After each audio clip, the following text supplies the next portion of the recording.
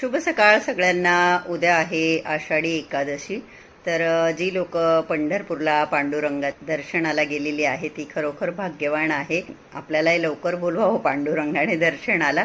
तर उद्या पांडुरंगाची सेवा घरामध्ये करतच असतो आपण। ज्यांच्याकडे विठ्ठल रुक्माईची मूर्ती आहे त्यांना छान असं स्नान वगैरे घालून आपण त्यांची पंचोपचार पूजा करतो।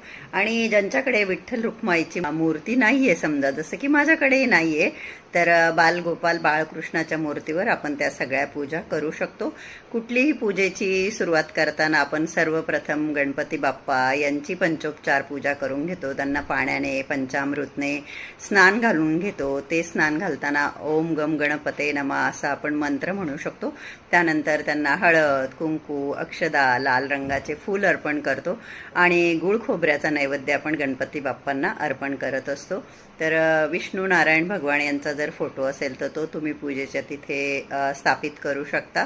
मी जसं म्हटलं विठ्ठल रुक्माईची मूर्ती असेल तर ती ठेवू शकता, किंवा बाळकृष्णाला गणपती बाप्पांसारखंच स्नान वगैरे घालून ओम नमो भगवते वासुदेवाय नमः असा मंत्र म्हणून बालगोपालांची पण पंचोपचार पूजा करायची। समजा पांडुरंगाची आरती रोज नसेल म्हटली जात, मी नाही म्हणत, किंवा तुम्हाला कोणाला येत नसेल विष्णू भगवान यांची आरती, तर यूट्यूबवर आपल्याला त्या सगळ्या आरत्या मिळून जातात।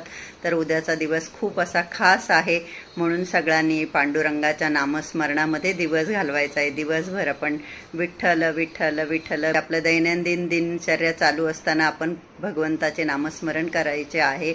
उद्या बहुतेक सगळ्यांचाच उपवास असतो।